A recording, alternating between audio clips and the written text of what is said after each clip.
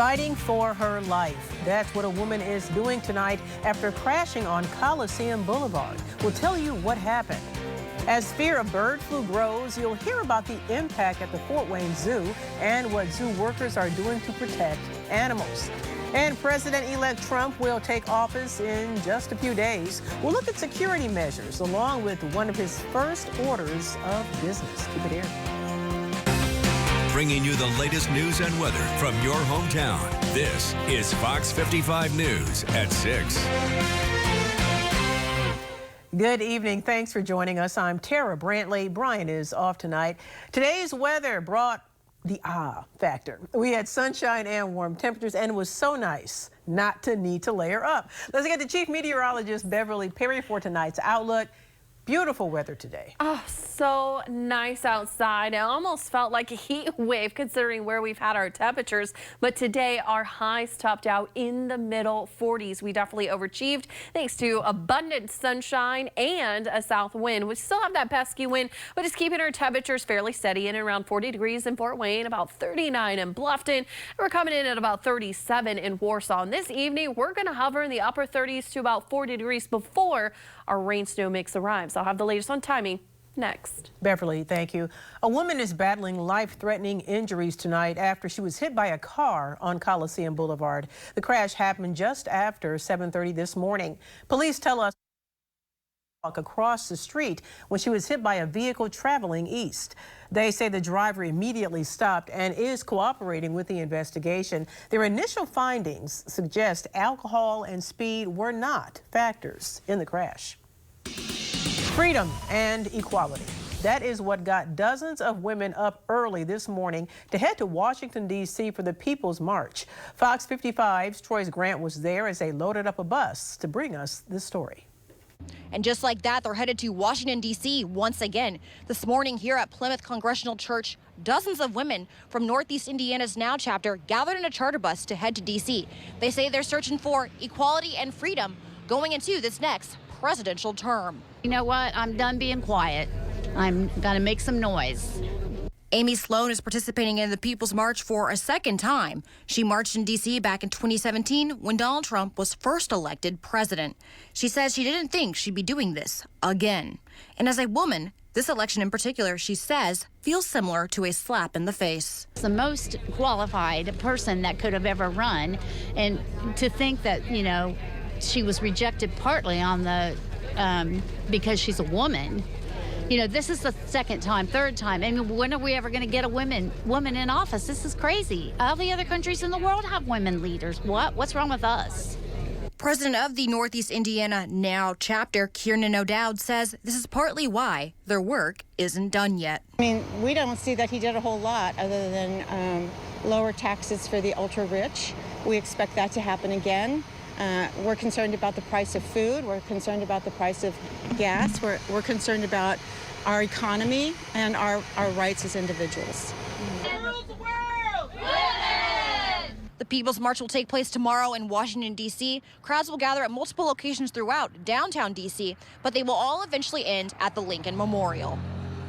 Reporting in downtown Fort Wayne, Troy Grant.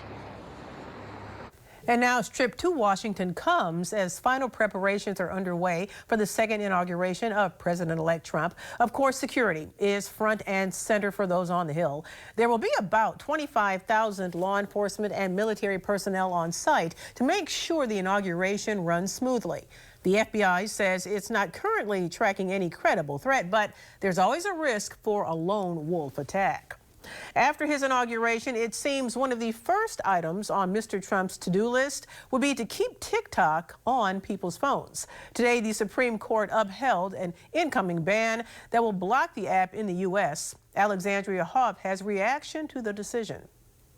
President Trump is looking at ways to save TikTok. President-elect Trump, who once called for a TikTok ban, pledges to keep the app available after the Supreme Court unanimously upheld the law requiring it to be sold or banned due to national security concerns. The best outcome here is for American ownership of the company, and that's something he's very interested in. But a sale of the app by its Chinese parent company doesn't appear imminent. During oral arguments last week, attorneys for the company told justices Chinese law restricts the sale of the proprietary algorithm, which makes the app so popular. This decision is the right one. TikTok is a threat to our national security and ought to be sold, not banned, but sold by the Chinese. If there is no sale by the Sunday deadline, the app won't just disappear off phones. Instead, experts say new users won't be able to download it and updates won't become available. This would eventually make TikTok unusable to the nearly 170 million U.S. users.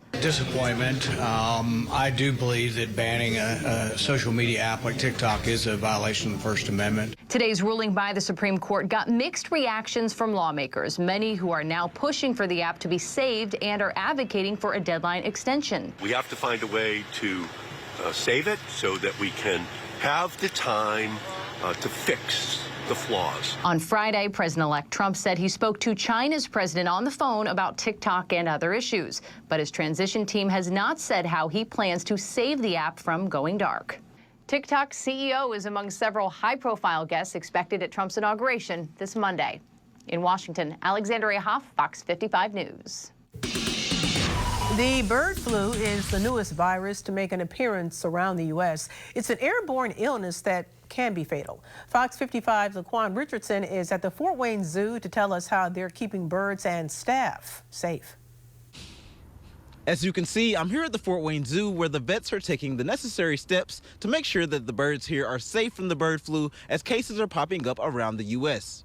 The bird flu affects both birds and humans and is contracted through contact with sick birds. Since there isn't a vaccine as of yet, staff at the Fort Wayne Zoo are monitoring their birds and keeping a close eye out for any symptoms. The Director of Animal Health and Conservation, Dr. Cami Alvarado, says the first step is to contain any sick or unfamiliar animals. And we quarantine absolutely everything that comes into our zoo to make sure it's healthy so it doesn't expose the animals that are already here.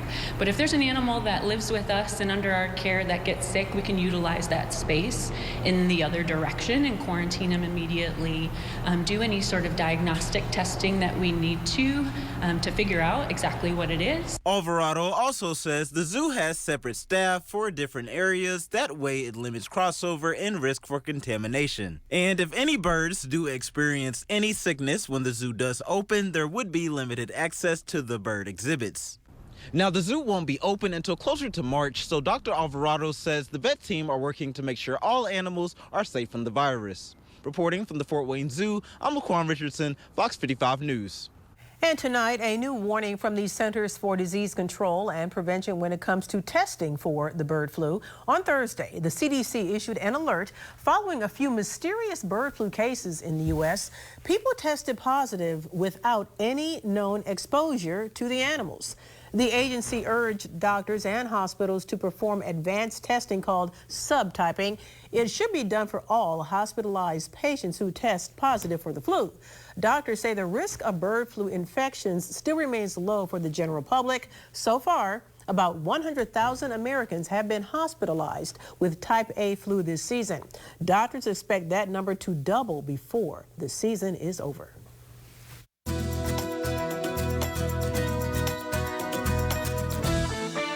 It's time now for Fox 55's Positively Pets. I'm here with Jenna Strick from Huntington County Humane Society. Jenna, thank you so much for stopping by. Thanks for having us. Of course. Now, who do you have here? Such a beautiful baby. This is Clint. He is a 5-year-old yellow lab. He came to us as a stray, so we don't know a lot about his background. But what we have learned since he's been with us, he is great with other dogs. He's really good with cats, and we would recommend a home if it were a family home, children over 5. Just, he gets a little rowdy, especially when it comes to stuffies. He really loves playing with his stuffies, and he sometimes wants you to think you can take them from him, but he does not let them go easily. So, yeah, so just that recommendation from our staff that have worked with him for a while. Hey, come over here. I might need a yard to expel some of this puppy energy. Interestingly enough, even at 5, he is very energetic. Still puppy, aren't you? Yeah. Yes. So, but he's been been with us since the beginning of December. Okay. He has had some interest from individuals that have come to check him out, taken him for a walk, but no adopter that has really followed through with finalizing the adoption. Well, we're going to try to get you a home. And you were speaking of adoptions. Tell me a little bit about that and the needs that you have. Yes, absolutely. I think one thing that we have heard more so recently is, since we're the Huntington County Humane Society, people think we only adopt to Huntington County residents, and that's not the case. Our adoption process is open to any individual that would like to be considered. We have an application process. You get to meet the animal, of course, and see if you have a good vibe with that animal. And then from there, we do some light checking on backgrounds and also vet checks and landlord checks, things like that. And then if a meet and greet is needed with another dog in the home or with additional family members, then we move forward with that. And really, our biggest concern is that it's a fit for both sides, right? So, of course, we want our animals to find their forever homes, but we want it to be a success on the side of the family that's hoping to adopt them as well, so that we can make sure that it's a good match and it is their forever home. Absolutely. And we're going to do our best to find you a forever home. Thank you, Jenna, so much for joining us today. And thank you, Clint. We appreciate you. Good job. For more information on Clint and also the fundraising and help with donations, you can find this information on our website at WFFT.com. For this week's Positively Pets, I'm Beverly Perry. Thanks, Beverly. Let's get Clint a home. An immigration bill is inching closer to the president's desk tonight. Coming up on Fox 55 News, we'll have the latest on the Laken-Riley Act and what's next after some changes from the Senate. Plus, I'm tracking rain and snow showers for the area. I'll have the very latest on timing and impacts next.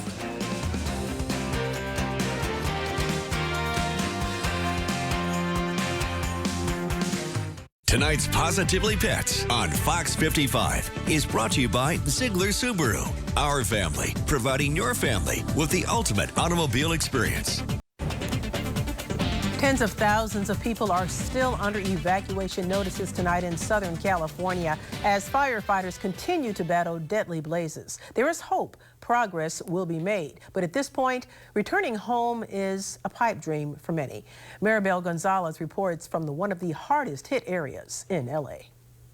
As crews work around the clock to get a handle on the deadly Los Angeles County wildfires, there is hope teams will make gains this weekend, but the reprieve may not last long. With those Santa Ana winds, it's going to be very, very dry out there, so there's going to be probably a return of more critical fire weather conditions to the area. So we have a little respite for the next couple of days through the weekend, but then the Santa Anas do come back beginning of next week. For some, a return home is likely months away. Contaminated water and landslides are still big risks. While some residents understand the delay, others are growing frustrated. I think they should let people go back and get everything start rolling. Quite honestly, I think it's a bad idea for any of the people that are coming up just for nostalgic purposes. Unfortunately, I hate to say that. City and county leaders are trying to assure the public they're actively working to reopen impacted neighborhoods. Every foot that we can give back, as soon as we can give back, we are giving back. We're not holding areas until we get a larger area that we can repopulate. Every day we're having those conversations, and every day, anything I can give back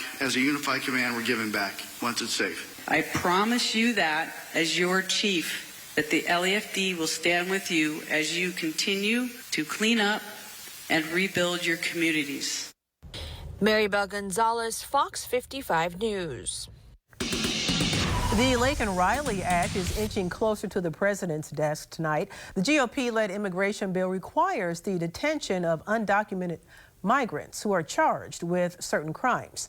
Democrats joined Republicans to advance the measure and amend it today. A vote for final passage in the Senate could come as early as next week. If it passes, the House has to take the bill up again. In his final days in office, President Biden had granted clemency for nearly 2,500 non-violent drug offenders. The president says the move provides relief for federal prisoners who are serving sentences that are too long under the current laws. Biden's first clemency action was not until November, when he pardoned his son Hunter after he was convicted of 12 tax and gun crimes. Ahead of the introduction of DOGE, some federal employees are changing the language of job descriptions. It's being done to protect roles from the new Department of Government Efficiency. Trump has tapped Elon Musk and entrepreneur Vivek Ramaswamy to lead DOGE, which is not an actual federal entity, but an outside initiative President-elect Trump plans to introduce. Beautiful, invigorating, energizing, all words to describe today's weather. Yes, it's absolutely fantastic, but I want to say don't let your guard down just yet, because winter is going to come back with a vengeance, honestly, because wait until you see that 7-day forecast. But let's talk about the here and the now and just how beautiful it is. We still have a clear sky overhead. This is a live look on the northwest side of Fort Wayne, where we've had a decent amount of snow melt across the area, but with the cold air coming in, just be cautious. What has melted will refreeze, my friends. We have two things happening here on our satellite and radar picture. First and foremost, off to our southwest. This is a system that I am tracking. This is going to be bringing us those rain showers that I've been talking about closer to 11 o'clock and midnight. Off to our northwest, that's the cold punch of Arctic air that's already settled in across the Dakotas. It is going to team up with our system, and also it's going to settle in over the weekend. But right now, we do have a cloudy or a clear sky overhead. Those clouds will be moving in, but look at this, 40 degrees still in Fort Wayne, about 39 in Bluffton, and about 38 degrees in Columbia City, 37 though in Warsaw. But this evening we're going to hover in the upper 30s to about 40 degrees. That breezy wind, it's going to continue not only right now but through this evening into tonight and also for tomorrow too. So let's talk about this system that's coming in. The clouds, they're going to be in on the increase through the rest of this evening. We're queuing those rain showers closer to about 11 and midnight, mostly for our northwesternmost counties and off towards Grant and Wabash counties. By the time midnight, 1 o'clock rolls around, widespread showers, they're expected across the area. This is going to be a cold rain, and it is also going to be rather breezy too through the duration of this event. As we get closer to about 4:30, 5 o'clock in the morning, that colder air is going to catch up with our precip. This is going to be a rain and snow mix for our northwesternmost counties, also towards Grant and Wabash counties. We are going to see wet, clumpy snowflakes come down.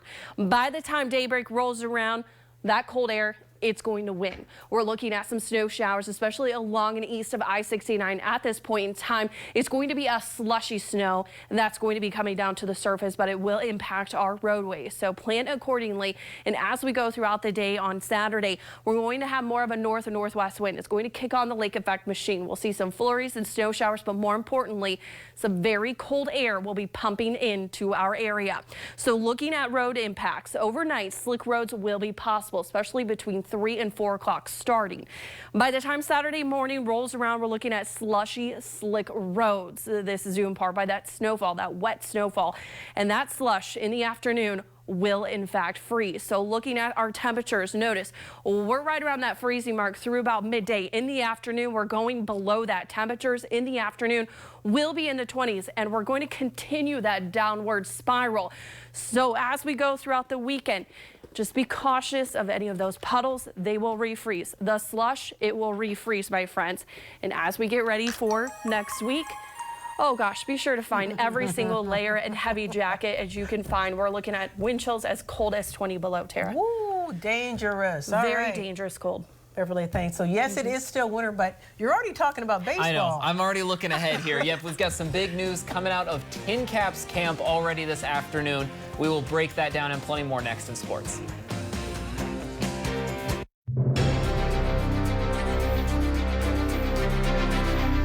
Troy's Grant on Fox 55. And now, from Fox 55 News, the area's most local sports.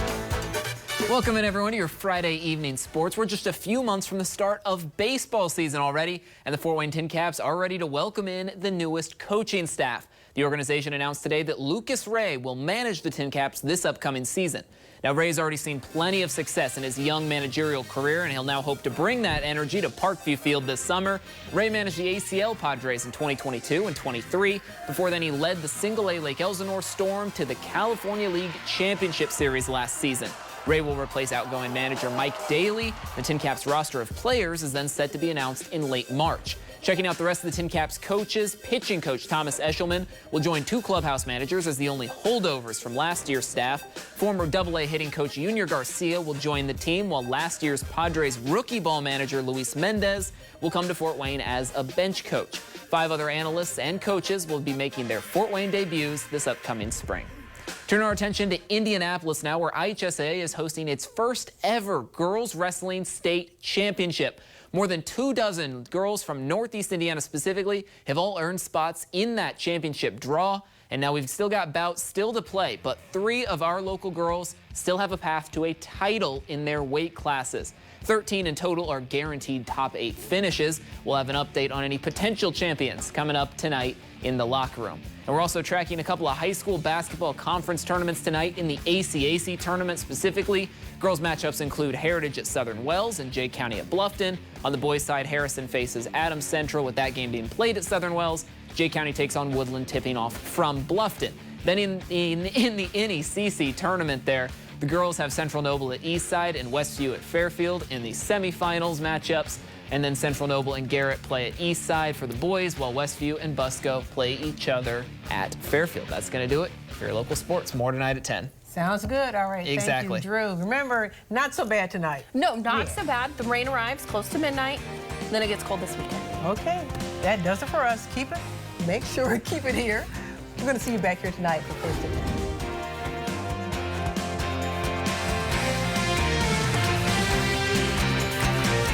Closed captioning provided by Summit Hearing Solutions, helping you reconnect with those you love. You're watching Fox 55 Fort Wayne.